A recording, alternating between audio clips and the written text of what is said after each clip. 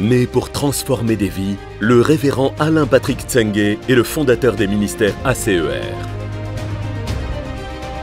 Président et producteur de la chaîne Évangile TV, il est également animateur principal de l'émission Pendule à l'heure.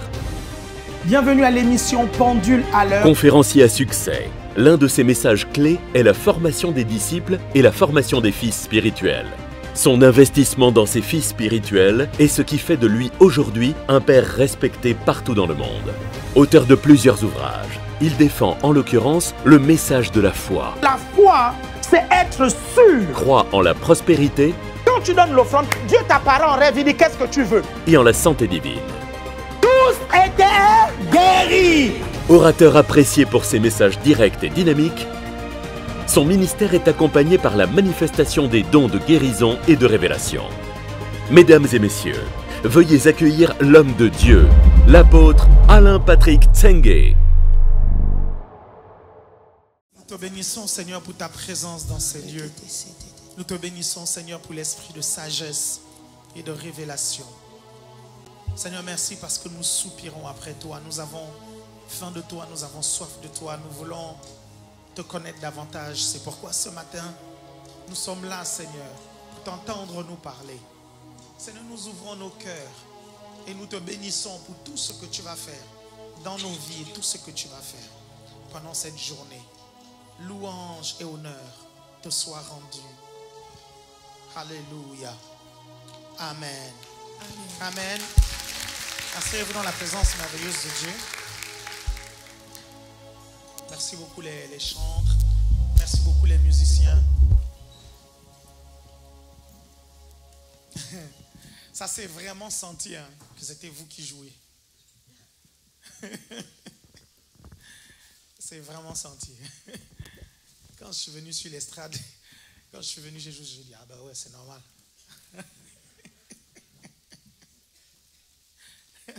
Asseyez-vous, merci. Non, j'étais là.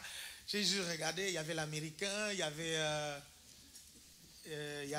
Mugi, il y avait Dionodore, il y avait à la guitare, attends, il faut que je me rappelle. Non, dis-toi, Béni, voilà, Béni. J'ai failli dire le grand vous-voyeur. Béni. Je me suis dit, ouais, c'est du bon. Gloire à Dieu. Amen. Ok, ça va être bien, on va faire de très belles choses. Ok, gloire au Seigneur. Ok, on m'a dit que plusieurs d'entre vous, vous avez été bénis par la vidéo qu'on a postée sur Instagram. On m'a dit, ah, vous avez été, amen, gloire à Dieu. Amen, gloire au Seigneur, c'est bien. Et vous savez, moi je suis pas du genre à courir après les prédicateurs pour des impartations. Je ne suis pas comme ça. Et le seul serviteur de Dieu, l'un des rares où je suis allé à ces conférences, c'est le pasteur Chris. Je suis allé 5 ou 6 fois.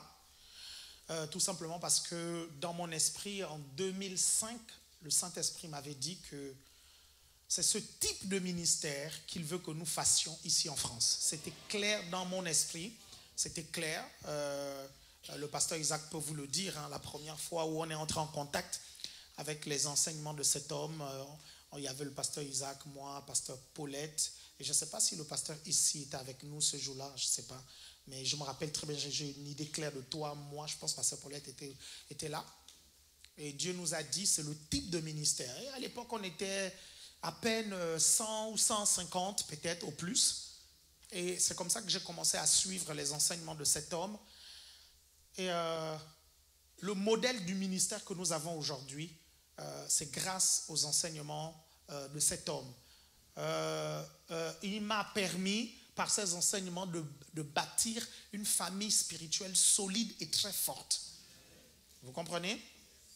Et depuis toutes ces années, je le suis, quand j'ai le temps, j'y vais. Ok? Et ceux qui me connaissent savent hein, que c'est pas mon genre d'aller, c'est vraiment pas mon genre. Et Et même quand j'y vais, je suis vraiment pas du genre à courir après les impartations. Vous savez pourquoi? Parce qu'en fait, je sais qu'il y a une meilleure façon de capter l'esprit d'un serviteur de Dieu, c'est en écoutant ses prédications. C'est la meilleure, je vous dis la vérité, c'est la meilleure façon. Et c'est l'une des raisons pour lesquelles vous allez remarquer beaucoup de gens, on a prié pour eux, vous suivez, on a imposé les mains, mais vous ne voyez pas les mêmes manifestations se produire dans leur vie. Parce qu'ils n'ont pas capté l'esprit du serviteur de Dieu avec la parole qui accompagne le serviteur de Dieu. C'est la meilleure façon. Et c'est l'une des raisons pour lesquelles on vous dit souvent, si vous voulez capter l'esprit qui fonctionne dans cette maison, écoutez constamment nos prédications. Parce que c'est ça qui fait en sorte que vous captiez. Et moi, je bénis vraiment le Seigneur parce que c'est un principe que Dieu m'avait montré depuis et c'est ce que je fais. Est-ce que vous me suivez? J'aurai l'occasion de vous partager de long en large ce qui s'est passé, tout ça, comment ça s'est passé. J'ai raconté à quelques personnes, mais je prendrai vraiment le temps. Vous savez, ce sont des choses spirituelles qui doivent se raconter dans l'esprit. Parce que vous ne pouvez pas les comprendre dans l'esprit. Si vous ne pouvez pas les comprendre si vous n'êtes pas dans l'esprit. Est-ce que quelqu'un me suit ici? Mais je peux vous dire une chose. Ce matin. Je peux vous dire une chose. C'est que ma rencontre avec le pasteur Chris m'a confirmé une chose. Et il y a une deuxième chose qu'il m'a dite et je vais vous le dire. Ma rencontre avec lui m'a confirmé mon rang et mon grade dans la francophonie.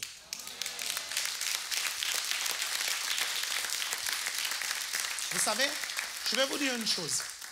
Si vous ne connaissez pas votre grade, vous pouvez fonctionner en deçà. Vous comprenez? De votre potentiel, de votre grâce, de vos accès. Vous comprenez? Ou bien vous pouvez fonctionner, en dessous, je voulais dire, de votre grâce, de votre potentiel, machin, ou vous pouvez fonctionner au-delà. Est-ce que vous comprenez? Et ça, c'est pas bien parce que vous devez connaître votre grade. Vous devez connaître qui vous êtes. L'une des raisons pour lesquelles on a coupé la tête de Jean-Baptiste, c'est parce que quand on lui a posé la question sur ce qu'il est, vous comprenez? Il a donné une réponse évasive. Il n'a pas dit véritablement qui il était, ok? Et ça, c'est compliqué. Est-ce que vous me suivez? Donc, connaître son grade est important. Pourquoi? Parce que quand tu connais ton grade, il y a des choses que tu peux faire, il y a des choses que tu ne peux pas faire. Il y a des choses que tu peux dire et tu es protégé. Est-ce que vous me comprenez? Que tu ne peux pas dire lorsque tu es dans un grade inférieur. Est-ce que vous me suivez attentivement? Ça, c'est extrêmement important que vous puissiez comprendre ça. Extrêmement important. OK? J'aimerais que vous compreniez que dans la francophonie, notre ministère fait partie des chefs de file du dernier réveil.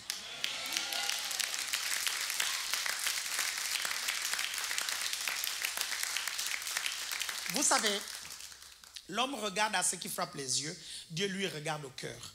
Ça, c'est pas grave. Pendant longtemps, parce que même si on faisait plusieurs cultes et que les gens voyaient cette petite salle de 350 places, les gens pensaient que notre ministère, c'était juste ça. Jusqu'à ce qu'on commence à faire des rassemblements où on remplit des grosses salles. Et j'ai des gens qui m'appellent, qui me disent « Oh, mais vraiment ton événement là, il était vraiment bien. Mais dis donc qu'il y avait du monde. » Et je dis « Mais ça fait 5 fois qu'on remplit cette salle. » Je dis « Ça fait 5 fois et c'est maintenant que tu remarques. » Vous comprenez? Et il me pose des questions. « Ça, c'est tout ton ministère? » Je dis « Mon Dieu, on ne nous connaît pas. » Je dis « Non, ça ce n'est que ACE Paris. » Parce L'homme regarde à ce qui frappe les yeux. Quelqu'un me suit ici? Et c'est l'une des raisons pour lesquelles ne vous inquiétez pas, notre bâtiment, ce n'est plus pour longtemps. Je vous dis la vérité.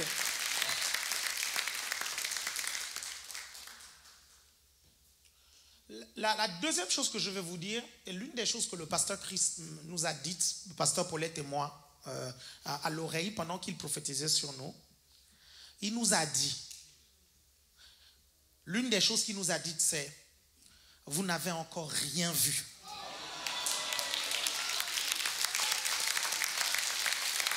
Vous comprenez ça? Il m'a dit, vous n'avez encore rien vu. Il a dit, parce qu'il y a une grâce spéciale sur votre vie et votre ministère.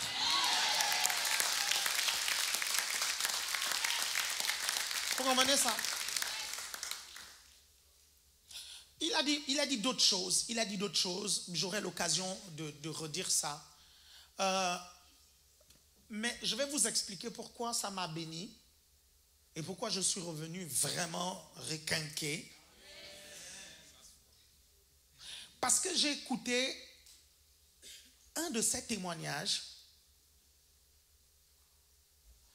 En fait, les persécutions que nous vivons. Il a raconté son témoignage. C'était pas là quand j'étais au Nigeria, c'est dans une de ses vidéos. Mais j'avais l'impression qu'il était en train de raconter notre vie. Les persécutions avec les médias, les persécutions mais avec les chrétiens d'autres églises qui ne comprennent pas ce que nous faisons. Toutes ces choses-là, il a raconté ça dans une de ses vidéos. Et quand il m'a dit ce qu'il nous a dit, pasteur Paulette et moi, je suis juste sorti de là, j'ai pris mon avion, j'ai dit, assurément, personne ne va nous stopper.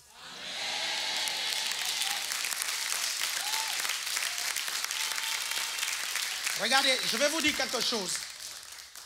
Le mandat de Dieu pour notre vie, soit on l'accepte, soit on le refuse. Vous comprenez? Il y a une chose que le Seigneur Jésus m'a dite il y a 10 jours. Il m'a dit ceci. Il m'a dit, il n'y a aucune croissance qui vient sans persécution. Il n'y a aucun impact qui vient sans persécution. Il m'a dit, il n'y a aucune influence qui vienne sans persécution. Il m'a dit, il n'y a aucune bénédiction qui vient sans persécution. Il dit, si tu veux l'impact, il y aura les persécutions. Si tu veux la croissance, il y aura les persécutions. Si tu veux tout ça, il y aura les... Il m'a dit en fait que vous devez apprendre à vivre avec ça. Vous ne devez pas paniquer quand ça arrive. Vous me comprenez? Vous ne devez pas forcément vous poser les questions tout le temps. Dire non, il y a un problème, il y a un problème, il y a un problème. Il n'y a pas de problème. Il m'a dit que ça vient avec. C'est comme ça. Vous me suivez attentivement? Donc pourquoi je vous le dis? Je vous le dis parce que beaucoup d'entre vous, vous avez arrêté d'évangéliser parce que c'est le fait de gagner toutes ces âmes-là qui nous amène autant de problèmes. Attendez, vous ne comprenez pas que c'est une stratégie du diable? Vous ne comprenez pas qu'il faut qu'on apprenne à vivre avec les persécutions? Regardez, il y a une chose que vous devez comprendre. La Bible est claire. Si cette œuvre vient de Dieu, personne ne pourra la stopper.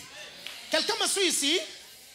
Et je vous dis, ça fait 21 ans que cette œuvre existe. Assurément, je vous assure, elle est de Dieu. Elle sera là jusqu'au retour de Jésus.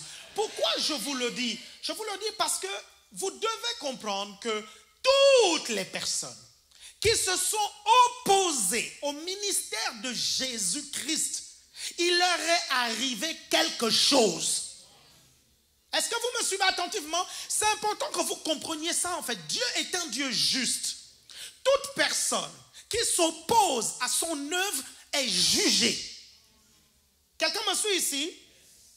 La personne est jugée.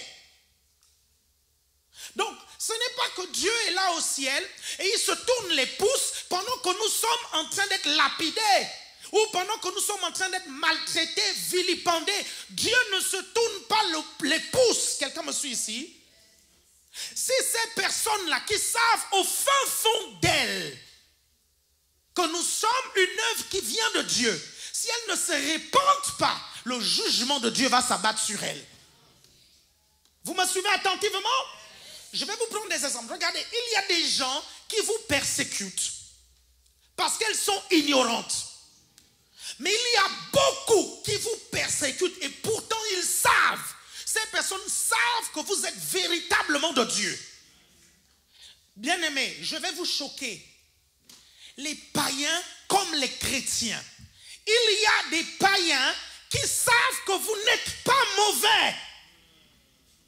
Vous me comprenez? Ils le savent, au fin fond d'eux, ils le savent que vous n'êtes pas mauvais. Ok? Mais ils choisissent quand même de vous persécuter parce qu'ils n'aiment pas les chrétiens, parce qu'ils n'aiment pas l'église. Ces personnes-là, Dieu va les juger. Vous me suivez attentivement? Donc, vous ne devez pas vous inquiéter. Soyez consolés lorsque vous prêchez l'évangile, ok? Et que vous gagnez des âmes et que les gens se lèvent contre vous pour vous persécuter, pour nous vilipender, pour raconter. N'arrêtons pas, parce que nous avons une bénédiction que Dieu a prononcée, vous me suivez, dès le début de notre ministère. Et l'homme de Dieu, le pasteur Christ, a confirmé cela dans la parole prophétique. Vous comprenez ça? Aucune salle ne pourra nous contenir. Vous me suivez? Aucune salle, je dis bien aucune salle. C'est une bénédiction qui a été décrétée par le ciel. Vous me suivez attentivement?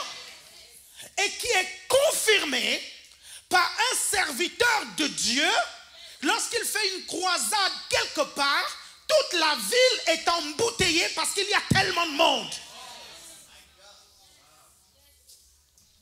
Vous me comprenez? Tellement de monde. Et moi je ne comprends pas. On est 2000 à Paris et dans tout le ministère on a un peu plus. Ok? On gagne des âmes. On est déjà persécuté à ce niveau-là. Mais vous imaginez quand on aura 80 000 membres, quand on aura 100 000 membres.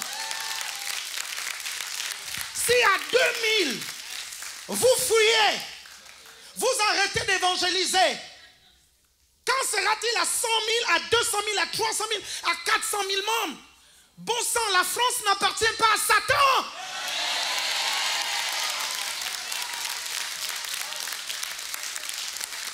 Mais dis donc, vous me suivez attentivement? Ce pays ne lui appartient pas. Et c'est ça que le diable veut vous faire croire. Le diable veut faire croire que vos parents appartiennent au diable. Le diable veut faire croire que vos amis appartiennent au diable. Le diable veut faire croire que les gens dans ce pays appartiennent au diable. C'est un mensonge. Toute personne sur cette terre a été créée par Dieu et appartient à Dieu. Regardez. Regardez. Regardez. Même si la Bible dit que le diable est le Dieu de ce siècle, Jésus a déjà payé pour le rachat de chaque être humain ici sur la terre. Donc, sachez que tous les êtres humains qu'il y a ici sur la terre n'appartiennent plus au diable parce que Jésus a déjà payé pour ces personnes-là. Quelqu'un me comprend ici? Donc, à un moment donné, s'il vous plaît, quand vous parlez à Satan au sujet des âmes, vous suivez? Discutez même pas avec lui. Je ne perds pas mon temps avec toi. Je ne perds pas mon temps. Va-t'en au nom de Jésus. Tu comprends? Vous comprenez? Donc nous ne devons pas arrêter. Nous devons être courageux. Soyons courageux. Continuons à gagner des âmes. Est-ce que vous me suivez? Regardez. Vous savez ce qu'est devenu Pilate? Pilate est mal mort. Je vais vous parler un peu des persécuteurs de l'église. Je vous dis, toute personne Ne blaguez pas avec ça, hein. Même vous, hein, si vous savez que quelqu'un, la grâce de Dieu est sur sa vie, mais vous le persécutez à cause de cette grâce, il y a une malédiction qui peut s'abattre sur vous. Blaguez pas avec ça en fait. Est-ce que vous comprenez ça? Pilate, il savait que Jésus était innocent. C'est pour ça qu'il ne voulait pas crucifier Jésus. Vous comprenez ça? Mais pourquoi le jugement de Dieu est tombé sur Pilate? Parce que Pilate avait le pouvoir de dire « Je ne le crucifie pas ». De toutes les façons, il y avait deux autorités. Il y avait Pilate et il y avait Hérode. Il fallait qu'il dise « Moi, je ne prononce aucune sentence. Oh, Hérode, prononce ta sentence si tu veux, mais ce monsieur est innocent. » Le problème, c'est quoi? C'est qu'il a prononcé la sentence parce qu'il voulait faire plaisir au peuple. Quelqu'un me suit ici? Vous savez comment il est mort? Après la crucifixion de Jésus, il a commencé à avoir des mains, le sang dans ses mains. Est-ce que vous comprenez? Il a commencé à avoir le sang dans ses mains. Il se lavait les mains, vous comprenez? Mais le sang ne partait pas, le sang était toujours là. Est-ce que vous me comprenez? Et à un moment donné, il ne lavait plus les mains avec de l'eau. Il avait maintenant les mains avec le sable. Mais le sang était toujours là. À un moment donné, il n'en pouvait plus. Il prenait des sortes de lames, gilets, des machins pour se scarifier, pour essayer d'enlever le sang. Et quand Rome a vu ça, Rome a dit il est en train de devenir fou. Et il est mort fou. Caïphe, le chef du temple, Caïphe. Vous savez comment il est mort? Il est mort tué, lapidé. Pourquoi? Parce que les Romains l'ont accusé d'avoir détourné l'argent du temple. Et on l'a tué. Il est mort, Caïphe. Hérode, celui qui a tué Jacques. Est-ce que vous me suivez? Celui qui a tué Jacques. Hein?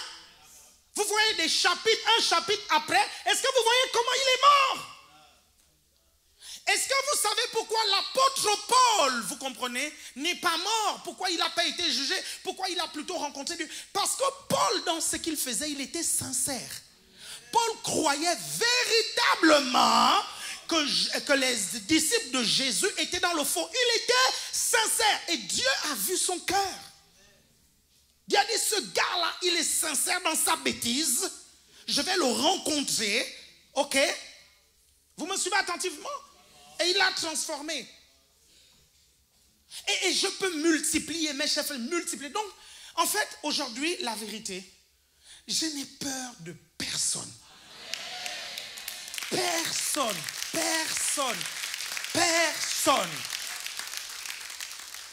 Je m'efforce à faire les choses comme Dieu m'a demandé. Je m'efforce à faire les choses selon les règles. Je m'efforce à faire les choses selon la loi. Quelqu'un me suit ici? Vous me suivez attentivement? Je m'efforce d'être carré.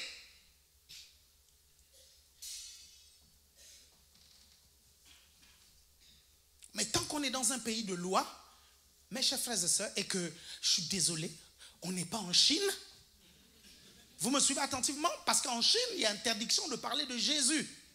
Vous me comprenez attentivement? Ici, on est en France. Oui, on est en France. On veut vous faire croire qu'on a interdiction de parler de Jésus. On veut vous faire croire qu'on a interdiction de gagner des âmes, machin. Et puis les chrétiens qui ne sont pas courageux, ils sont là, ils ont peur, ils ne veulent plus gagner d'âmes, machin, tout ça. Vous ne comprenez pas du tout que les persécutions, la bénédiction vient toujours avec les persécutions, la croissance vient toujours avec les persécutions. Ça, c'est important que vous puissiez retenir ça. Est-ce que vous me comprenez attentivement? Vous êtes là? Est-ce que vous êtes là? Pourquoi je vous raconte tout ça? Je vous raconte tout ça parce que on est dans le mois du... Dites-moi. Ok, dans le pastorat, n'est-ce pas? Il y a des enseignements que je donne qui sont des enseignements spécifiques pour vous, mais il y a des enseignements que je donne qui sont des enseignements pour le corps de Christ. C'est-à-dire qu'il y a des moments où lorsque je donne un enseignement, en fait, je revais mon manteau de l'un des chefs de file de ce réveil que Dieu est en train de manifester dans la francophonie. Ok? Je ne dis pas le chef de file, je dis l'un des chefs de file. Quelqu'un me comprend ici? Il y a donc quelques mois de cela, un serviteur de Dieu, ici en Île-de-France, a fait un enseignement sur la paternité Et il disait que les pères spirituels et les parents spirituels sont la plus grosse arnaque qui existe dans la chrétienté. Est-ce que vous me suivez? Et cet enseignement-là a beaucoup fait parler de lui. Moi, j'ai reçu des appels de certains serviteurs de Dieu qui m'ont dit, mais tu as vu cet enseignement-là? J'ai dit, oh, j'ai vu ça passer sur les réseaux sociaux un tout petit peu, parce que, bon, c'est pas le serviteur de Dieu que j'écoute, vous comprenez? Ok? Et certains étaient perturbés, peut-être pas ici, à l'ACER, parce qu'à l'ACER, on est établi dans beaucoup de choses. Ok? Et j'ai eu envie de répondre. Mais le Saint-Esprit m'a dit, non, ce n'est pas le moment de répondre. J'ai eu envie d'enseigner. Vous enseigner et vous dire, n'écoutez pas ce genre d'enseignement. Le Saint-Esprit m'a dit, non, ne fais pas. Sinon, ça va faire comme s'il y avait une guéguerre. Lui dit un truc et toi tu dis, machin, et ce n'est pas une bonne image pour le corps de Christ. Le Saint-Esprit m'a dit, non, attends, je vais te donner le moment exact où tu vas enseigner le peuple. Et aujourd'hui, c'est le moment. Vous me suivez? Et aujourd'hui, c'est le moment. Et vous allez vous rendre compte, et je pèse bien mes mots, vous allez vous rendre compte qu'il y a des enseignements que certains prédicateurs vont donner. Vous comprenez? Qui en vérité exposent beaucoup plus leur immaturité spirituelle qu'autre chose. Terrible. Sérieux, hein? Terrible, terrible. Parce que vous savez, ce n'est pas parce qu'il y a eu des pasteurs qui ont abusé de vous que ça veut dire que le ministère pastoral n'existe pas.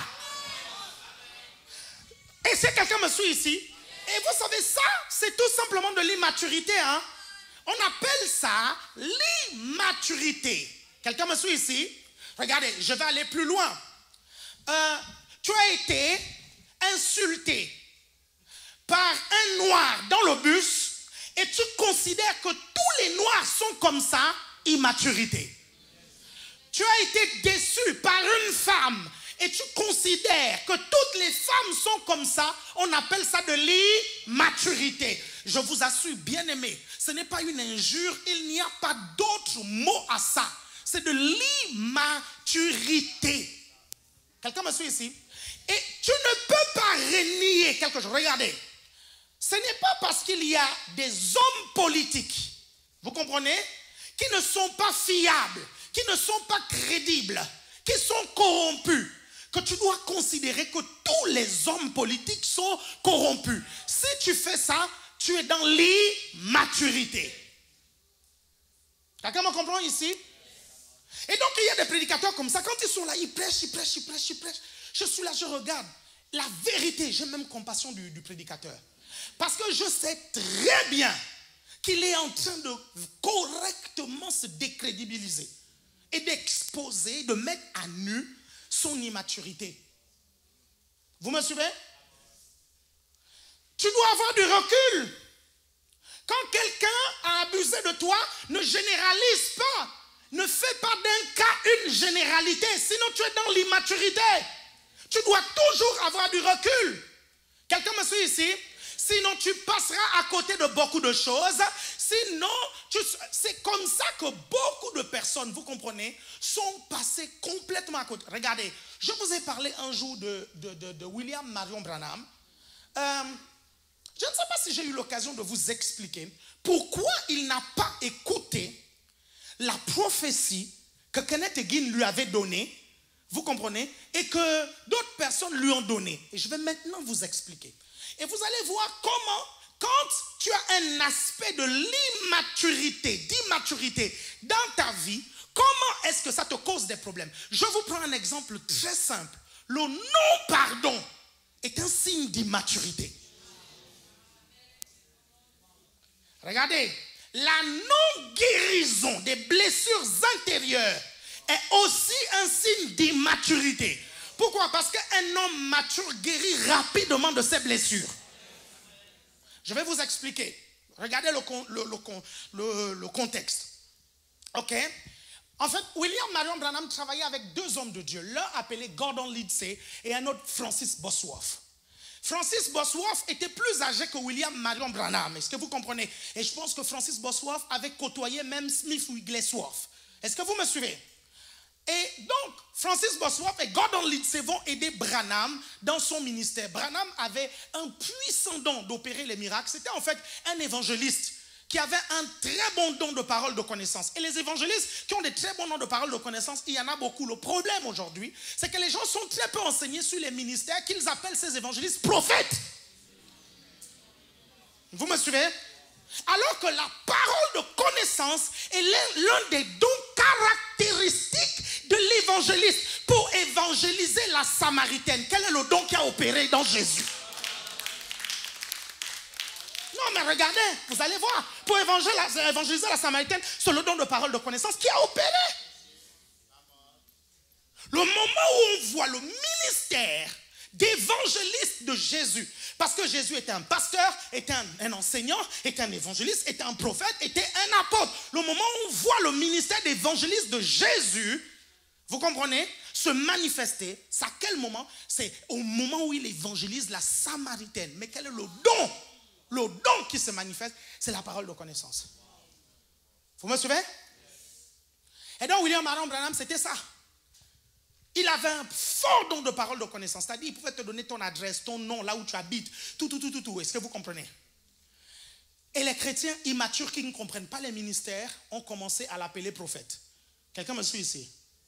Donc, il va mettre deux personnes comme garde-fous. Gordon Lindsay et puis Francis Bosworth. Il va y avoir un problème entre les trois. Vous me comprenez? En fait, les réunions de Branham étaient trop longues. Tellement longues que si moi je faisais ça ici, vous quittiez la CER depuis longtemps. Vous me comprenez? C'est-à-dire que quand il démarre la réunion, il dit à tout le monde qu'il doit attendre l'ange. Quelqu'un me suit ici? Donc, l'ange vient, il entend le bruit, il dit à tout le monde, l'ange est là. Parce qu'on avait donné des instructions. Quand l'ange était venu lui communiquer le don, l'ange avait dit, tu n'opères jamais, est-ce que vous comprenez, si l'ange n'est pas là. Sinon, il n'y aura pas de miracle. Donc, il était là, il attendait l'ange. Est-ce que vous comprenez? Et ça pouvait faire 3 heures. Parfois 4 heures. Ils chantent des cantiques, ils font des trucs, machin. Donc, tout le monde attend. Et après, à un moment donné, il entend... Et puis il se lève, il dit, l'ange est là, je peux commencer à prier pour les malades. Entre-temps, tu as attendu fatigué et lui-même, il a entendu fatigué. Quelqu'un me suit ici? Mais à l'époque, en fait, la révélation n'était pas encore au niveau où, en fait, il ne comprenait pas qu'il pouvait accélérer la venue de l'ange. Parce qu'il y a des choses qu'on peut faire pour accélérer la venue de l'onction, la venue et la manifestation du don, pour que ça vienne rapidement. Il y a des choses qu'il faut faire. Quand tu ne connais pas, ça mettra autant de temps. Quelqu'un me suit ici? Est-ce que vous êtes là? Est-ce que vous êtes là? Quelqu'un me suit ici? Ce qui fait que quand il va avoir une croisade de 6 jours dans une ville, Gordon Lindsay avait un magazine appelé La Voix de la Guérison. Un magazine très connu aux États-Unis, un magazine très lu et très influent.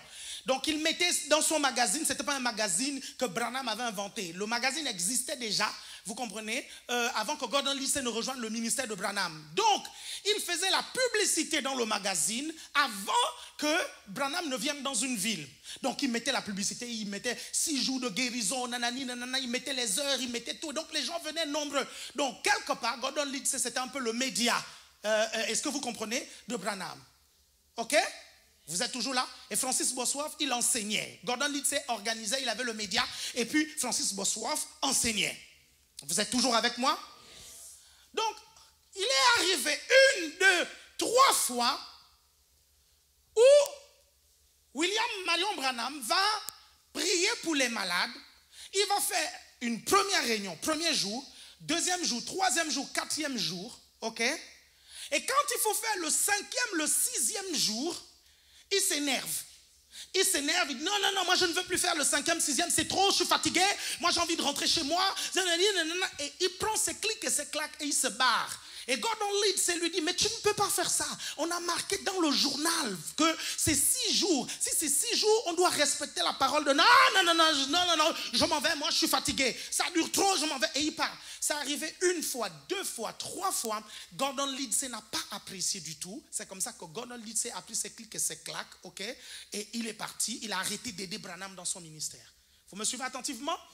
Après Francis Bosworth, il y a eu peut-être d'autres choses que je vous dirai une autre fois. Francis Bosworth aussi est parti. C'est comme ça que Branham s'est retrouvé tout seul. Le problème, c'est que vu qu'il ne pouvait pas enseigner, il ne pouvait pas enseigner pour beaucoup de raisons. Parce qu'il n'avait pas fait l'école, donc il ne comprenait pas bien beaucoup de choses. Vous comprenez? Vous pouvez avoir un don, mais ne pas avoir la capacité d'expliquer ce don. Quelqu'un me suit ici? Ok? Et vous avez besoin de quelqu'un, vous suivez? Donc, les ministères qui peuvent enseigner et qui ont la capacité de faire les miracles, c'est vraiment des dons pour l'Église. Vous me suivez? C'est comme ça qu'il a commencé à enseigner des hérésies. Et quand il a enseigné des hérésies, ok, le corps de Christ s'est rendu compte qu'il enseignait des choses terribles et graves. L'une des choses, par exemple, qu'il disait, c'est que Caïn, c'est l'enfant de Ève et le serpent.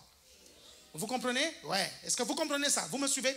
Donc, il a commencé à s'écarter. Quand il s'est écarté, il y a une dame prophétesse qui a reçu une parole prophétique. Et la dame prophétesse lui a parlé. Elle lui a dit, écoute, si tu n'arrêtes pas, tu vas mourir en telle date. Et Kenneth Hagin, Jésus va rentrer dans sa chambre et Jésus va lui parler et Jésus va lui dire, écoute, à telle année, telle date, ok, dans quelque temps, William Marion Branham, il va mourir s'il n'arrête pas du tout d'enseigner, parce que je l'ai appelé un ministère d'évangéliste avec un puissant don de parole de connaissance. Et là, on arrive maintenant au cœur de ce que j'étais en train de vous dire. Et vous allez vous rendre compte que c'est dangereux, vous comprenez, de se tenir devant le peuple, raconter des choses. Est-ce que vous me suivez? Quand ce sont les blessures qui vous font parler, quand c'est l'immaturité qui vous fait parler, vous allez vous rendre compte que c'est extrêmement dangereux de faire ça. Quelqu'un me suit ici? Ce n'est pas parce que tu as eu des problèmes avec ton père spirituel que les pères spirituels n'existent pas. Ce n'est pas parce que tu as eu des problèmes avec les pasteurs que ça veut dire que le ministère pastoral n'existe pas. Est-ce que vous comprenez ça? Regardez, Kenneth Hagin ne connaissait pas personnellement Branham, mais Kenneth Hagin connaissait Gordon Liddsey, parce qu'ils étaient de la même ville, etc. Ils avaient des acquaintances ensemble. Donc, Kenneth Hagin va aller raconter la vision à Gordon Liddsey. Est-ce que vous me suivez? Non, mais est-ce que vous imaginez un peu? C'est-à-dire que le gars vous a blessé. Il vous a laissé tomber. Et en plus, il vient te dire que si tu n'arrêtes pas de faire ce pourquoi on t'a abandonné, tu vas mourir. Non, je ne sais pas si vous suivez. Regardez, Gordon Liddsey organisait, Francis Bosworth enseignait. Quand Francis Bosworth part, Branham se retrouve, il dit, il doit enseigner parce que le peuple vient. Son ministère a toujours été organisé comme ça. Il y a l'enseignement, puis il y a les trucs. Mais les gars sont partis. On fait comment? Moi aussi, j'ai le Saint-Esprit. Moi aussi, j'ai la parole de Dieu. Je vais le faire. Quelqu'un me suit ici? Il va le faire. Il dit beaucoup d'hérésies. Et quand il dit les hérésies, le gars qui l'a laissé tomber vient dire, arrête, sinon tu vas mourir. Toi, tu vas recevoir cette prophétie-là? Quelqu'un me suit ici? Vous me suivez? Il a refusé à cause des blessures. Et pourtant, c'était réel, ce qui est en train d'être dit. Vous me suivez attentivement? Et le problème, c'est que dans le corps de Christ, il y a beaucoup qui enseignent des choses. C'est le fruit d'une immaturité qui met le corps de Christ complètement dans... C'est-à-dire que quand les chrétiens ne sont pas établis et correctement enseignés, ça détruit plus qu'autre chose. Vous êtes toujours là? Vous êtes toujours là? Ok. Maintenant, je vais rentrer dans le vif du sujet. Introduction. Non, ça, ce n'était qu'un prologue. Vous me suivez attentivement? Ce n'était qu'un prologue. Dans la série Les indispensables de la réussite, ok, les indispensables de la réussite, je vais aborder toute la journée d'aujourd'hui un thème très important. C'est-à-dire que si vous n'êtes pas à ce culte-là, vous devez à tout prix regarder tout ce que j'ai dit. Ok? Sinon, vous serez complètement perdu. Et dans les indispensables de la réussite, il y a la filiation spirituelle. Quelqu'un me suit ici? Vous n'allez pas réussir si vous n'avez pas de père spirituel. Quelqu'un me comprend ici?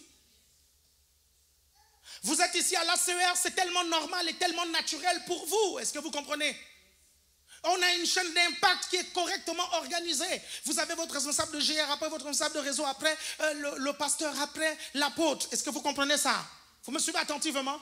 Donc pour vous, c'est peut-être évident.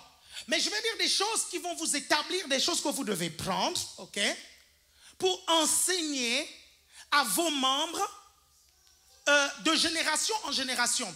Et quand des enseignements bizarres se lèvent sur Internet, ok, vous avez la bonne doctrine et vous savez comment renverser cela. Vous êtes toujours avec moi? Vous êtes toujours là? Ok, on va commencer par deux passages extrêmement importants. On va prendre le premier passage. Matthieu chapitre 23. Du verset 8 au verset 10. Matthieu chapitre 23, verset 8. Mais vous, ne vous faites pas appeler rabbi. Très bien. Car un seul est votre maître. Très bien. Et vous êtes tous frères. Très bien. N'appelez personne sur la terre votre père. Car un seul est votre père, celui qui est dans les cieux. Très bien. Vas-y, n'appelez personne directeur, on y va. Verset 10. Ne vous faites pas appeler directeur, car un seul est votre directeur, le Christ. Tout le monde me suit ici? C'est ce passage biblique. Non, je vais repréciser. C'est cet unique passage biblique. Vous pouvez lire tous les évangiles. Vous ne retrouverez pas un autre passage qui dit ça. Aucun. C'est le seul. C'est unique passage. Vous comprenez? Que ceux qui sont contre la paternité prennent pour dire qu'on ne doit pas appeler les gens père spirituel. Est-ce que vous comprenez? Rien que là déjà, je vous bousille. Parce que théologiquement, dans l'interprétation de la Bible, il y a un principe simple, efficace, que tout bon théologien doit connaître. Et il y a des pasteurs qui ont été formés dans des instituts bibliques qui connaissent ce principe-là, vous comprenez, mais qui sont de mauvaise foi. Vous comprenez? Ce principe est celui-ci. Pour qu'une doctrine soit établie, il faut au moins 2 ou 3 versets bibliques. Parce que la Bible dit, toute affaire se réglera sur la déposition de 2 ou 3 témoins. Si vous prenez qu'un seul verset biblique et vous en faites une doctrine, vous êtes à côté d'un principe de base d'interprétation de la Bible. Et ceux qui ont enseigné sur la paternité là, vous comprenez? Beaucoup d'entre eux ont fait des instituts bibliques où on a enseigné ce principe qui est un principe de base et un principe indiscutable d'interprétation de la Bible. Et je vous dis encore, mes chers frères et sœurs, je vous défie, fouillez dans toute la parole de Dieu. Si vous trouvez un autre passage qui dit exactement ça, la même chose, vous venez me voir. Vous me suivez? Par contre, dites par contre, vous allez trouver, mais je ne sais pas, mais des centaines de passages bibliques. Vous comprenez? Qui démontrent que les responsables spirituels sont des pères. Vous me suivez attentivement? Mais plusieurs. Quelqu'un me suit ici? Regardez. Jésus dit, n'appelez personne maître. Parce que le seul maître, c'est Dieu. Mais pourquoi il a accepté qu'on l'appelle rabbi?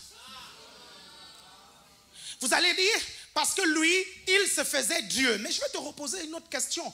Pourquoi alors il dit au jeune homme riche, ne m'appelle pas bon, un seul est bon? Quelqu'un me suit ici? Pourquoi alors il pose cette question-là? Est-ce que vous êtes là? Pourquoi alors l'apôtre Paul, dans 1 Corinthiens chapitre 4, verset 15, il dit ceci, vas-y. 1 Corinthiens chapitre 4, verset 15. Car quand vous auriez 10 000 maîtres en Christ, vous n'avez cependant pas plusieurs pères. Très bien. puisque c'est moi qui vous ai engendré en Jésus-Christ par l'évangile. Qu'est-ce qu'il veut dire là? Il veut dire qu'il est leur père. Ça, c'est du français. Regardez, vous pouvez prendre Philippiens chapitre 2, verset 22, vous allez voir le même principe. 1 Thessaloniciens chapitre 2, verset 11, vous allez voir. 1 Timothée 5, verset 1, vous allez voir. Mais il y a tellement de versets bibliques. Quelqu'un me suit ici? Est-ce que la Bible se contredit? Non, la Bible ne se contredit pas. Quand vous voyez un seul verset biblique qui est isolé comme ça là, vous comprenez? Il y a une raison. Quelqu'un me suit ici?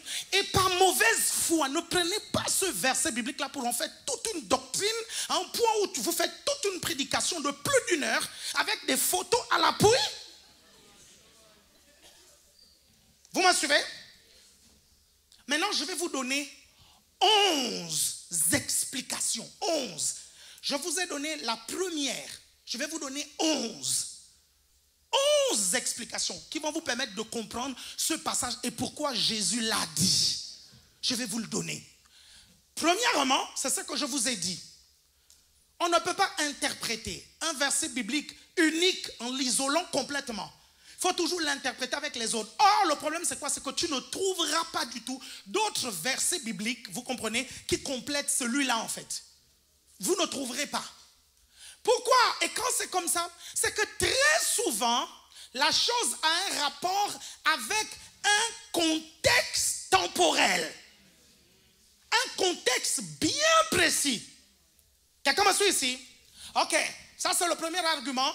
Le deuxième argument, les Écritures donnent de nombreux exemples de personnes qu'on appelle pères. Je vous ai parlé de l'apôtre Paul, l'apôtre Jean appelle même ses fils spirituels mes petits-enfants. Est-ce que vous me comprenez? Mes enfants. Comment tu peux avoir un enfant s'il n'y a pas un père quelque part? Vous comprenez? Tu vas dire oui, mais c'est Dieu qui l'a engendré. Mais pourquoi Jean dit mais? Pourquoi il ne dit pas ses petits-enfants? Ou leur père? Pourquoi il dit mais? Ça veut dire que ce sont les enfants de Jean. Ça c'est le français. Je suis désolé, si vous ne comprenez plus le français, c'est votre problème. Vous me suivez attentivement? Troisième argument. Si Jésus dit de n'appeler personne père, ça veut alors dire qu'il est venu abolir le commandement honore ton père et ta mère. Quelqu'un me suit ici? Et dans toute la Bible, ok, un enfant a toujours appelé son père père, sa mère mère. Vous me suivez attentivement? Après que Jésus ait dit cela, on n'a pas dit non, et plus personne n'appelait sa mère mère, et plus personne n'appelait son père père. Pourquoi alors Jésus n'a pas réprimandé les gens qui appelaient leur père père? Vous me suivez attentivement?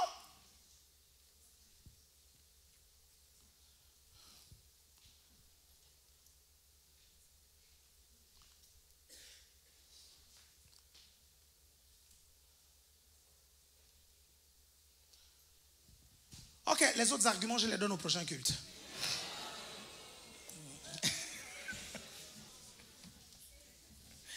On a dit que c'est fini.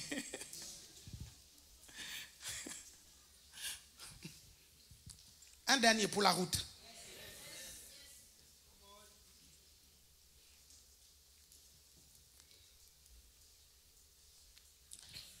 Toutes les confessions chrétiennes, toutes les confessions, catholiques, réformées, luthériens, orthodoxes, nanani, toutes, vous comprenez? Toutes reconnaissent qu'il a existé ce qu'on appelle les pères de l'Église. Et ces pères de l'Église n'ont jamais remis en cause le principe de la paternité. Donc, si Jésus voulait vraiment dire qu'on ne doit pas appeler les êtres humains pères, pourquoi autant de désobéissance de génération en génération? Parce que ça veut dire que l'apôtre Paul est en désobéissance, que l'apôtre Pierre est en désobéissance, Jean est en désobéissance, les pères de l'église sont en désobéissance, tout ce monde-là est en désobéissance. Et vous pensez que Dieu peut bénir quelqu'un qui est dans la désobéissance? Dieu peut approuver quelqu'un comme ça? Est-ce que vous vous rendez compte de ça? Vous êtes là? au troisième culte, je vais vous montrer exactement ce qu'il voulait dire. Et vous allez voir, vous allez être étonnés. C'est là où je dis souvent, tu sais, quand tu ne connais pas quelque chose, vraiment, ne t'aventure pas. Ne parle pas. C'est comme toutes ces personnes-là, hein, vous comprenez, qui prennent les réseaux sociaux pour une estrade maintenant. Viennent y raconter n'importe quoi, n'importe quoi. Il y a des personnes, je les écoute, je dis, mon Dieu, mais my God, si tu savais que ce que tu es en train de dire là peut te tuer toi-même. Vous êtes là? Ok, on va se lever quelques instants. Très bien.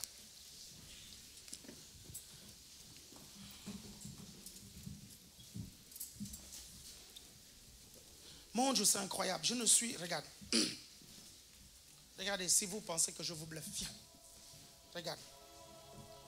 Regarde, tu vois les raisons ici, non? Tu vois les raisons, non? Ok. Après les raisons, qu'est-ce qui a marqué? Ah, introduction. Introduction. Donc tu vois dans mon plan que tout ce que je suis en train de dire là, ce n'est même pas l'introduction.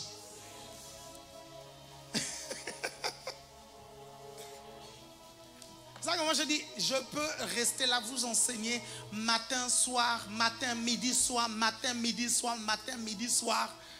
Parce que j'ai tellement de choses à vous dire. Vous me suivez attentivement? Et on ne peut pas terminer le mois du pastorat sans parler de long en large de la filiation spirituelle. Je vais répondre à certaines questions, ne vous inquiétez pas. Je vais parler aussi des pères abusifs. Quel comportement il faut avoir à l'égard d'un père spirituel abusif. Parce que ça existe, des pères spirituels abusifs. Est-ce que ça veut dire que tu dois dire que la paternité n'existe pas? Non. Et je vais vous montrer dans la parole de Dieu. Par exemple, David avait un père abusif, Saül. Quand vous voyez la relation de David et Saül, comment est-ce que David appelle Saül mon père? Mais nous savons tous que le papa de David, c'est Isaïe. Pourquoi il appelle Saül mon père? Pourquoi il appelle même pas Saül mon roi? Ça veut dire qu'entre Saül et David, il y avait une relation spirituelle. Il n'y avait pas qu'une relation politique.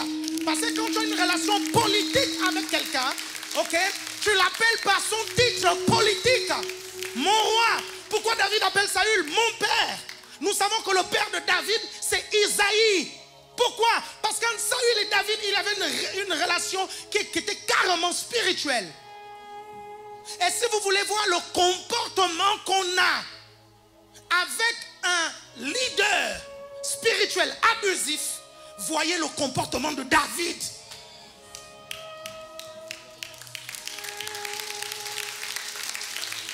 Vous me suivez? Son pasteur était possédé. Lisez bien, la Bible dit qu'un démon venait rentrer en lui. Et pendant que David est en train de jouer à la harpe, vous comprenez? Pour que l'onction qu'il y a sur lui puisse calmer. Hein? C'est lui qui est l'homme de Dieu. Vous suivez?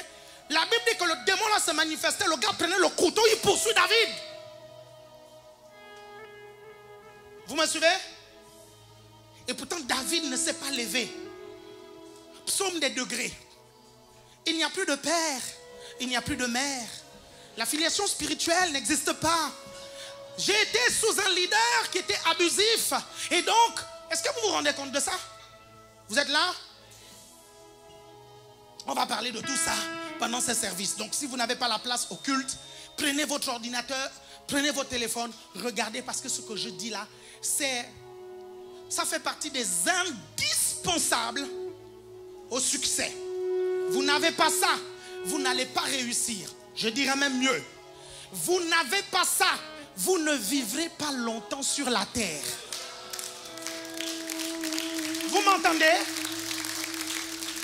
Vous n'avez pas ça, vous ne vivrez pas longtemps. C'est l'une des conditions pour vivre longtemps sur la terre. Pourquoi la Bible dit d'honorer son père et sa mère, vous comprenez? Et tu vivras longtemps sur la terre. Parce que pour venir sur la terre, c'est ton père et ta mère que Dieu a utilisé. Quelqu'un me suit ici? C'est lié. Tu veux vivre longtemps, tu dois respecter le canal par lequel tu es venu sur la terre, le canal par lequel tu as existé ministériellement, le canal par lequel tu as existé spirituellement, le canal par lequel... Quelqu'un me suit ici? Et je suis désolé, ceux qui disent que cette histoire de paternité, de père spirituel, c'est culturel et c'est une spécificité des cultures afro-caraïbéennes. Je suis désolé, l'apôtre Paul n'était pas un afro-caraïbéen. L'apôtre Jean n'était pas un afro-caraïbéen. Mon Dieu, et les gens gordent de telles choses. Je suis désolé. Pardonne-moi. Je t'en supplie. Je peux même me mettre à genoux. Je suis vraiment désolé que dans la culture afro-caraïbéenne, il y a quand même de bonnes choses.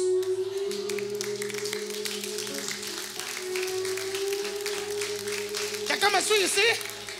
Je suis désolé. Dans la culture afro-caraïbéenne, je suis désolé, il n'y a pas que de mauvaises choses. Je suis désolé. Si dans la culture afro-caraïbéenne, il y a tellement de choses sur l'honneur, sur la solidarité, sur l'entraide, sur l'esprit de famille, sur l'amour pour Dieu. Quelqu'un me suit ici? Et à un moment donné, je suis désolé, on doit tout simplement avoir l'humilité de reconnaître que les autres ont plus de force que nous dans un certain domaine. Ça, c'est de l'humilité. Vous savez, moi, je suis convaincu qu'il y a beaucoup de pasteurs qui sont racistes. Ouais. Et je pèse bien mes mots. Hein. Je ne vous raconterai pas ce que moi j'ai vécu. Vous comprenez?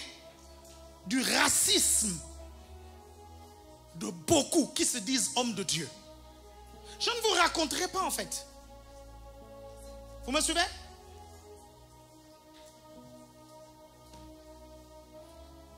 Je suis désolé, je ne suis pas moins français que qui que ce soit. Vous me suivez attentivement? Et je ne me sens pas moins français que qui que ce soit. Parce que la France est un ensemble. Quelqu'un me suit ici? La France est un ensemble. Un jour, Napoléon envoyait des gens dans des endroits, on appelait ça les colonies. Vous comprenez? Et tout ça, c'est la France. Vous arrivez à me comprendre? Je ne me sens pas moins français que qui que ce soit.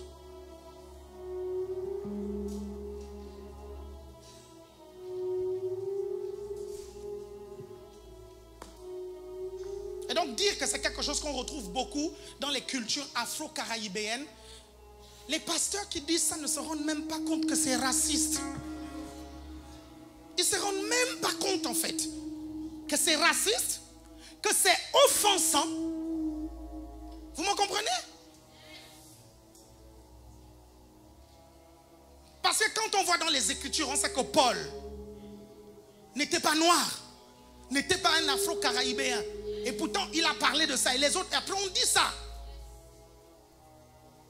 Ça veut dire que cette valeur que les afro-caraïbéens défendent, ok, n'est pas bonne. Et pourtant, l'apôtre Paul a approuvé. L'apôtre Jean a approuvé. Tous les autres, ils ont approuvé.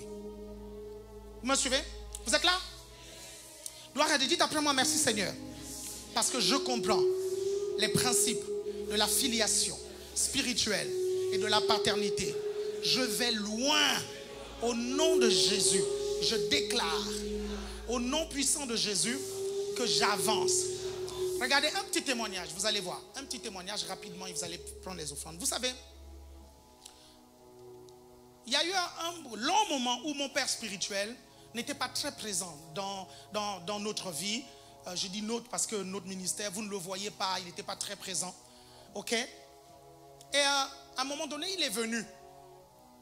Quand il est venu, mon épouse et moi, on luttait contre quelque chose. J'évite d'entrer dans les détails. Ok? Et quand il est venu, il a prié pour nous. Vous comprenez? Et depuis qu'il a prié pour nous, plus jamais cette chose est revenue. Plus jamais. Vous me suivez attentivement? Vous me suivez attentivement? Et pourtant, je vais vous dire une chose. Aucun père spirituel spirituel n'est parfait. Y compris moi. Je ne suis pas parfait. Je peux donner le meilleur de moi-même. Mon petit truc de moqueur là va toujours te blesser.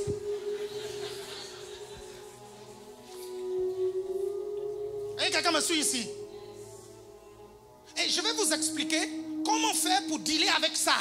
Comment dealer avec les imperfections de votre leader et de votre père spirituel.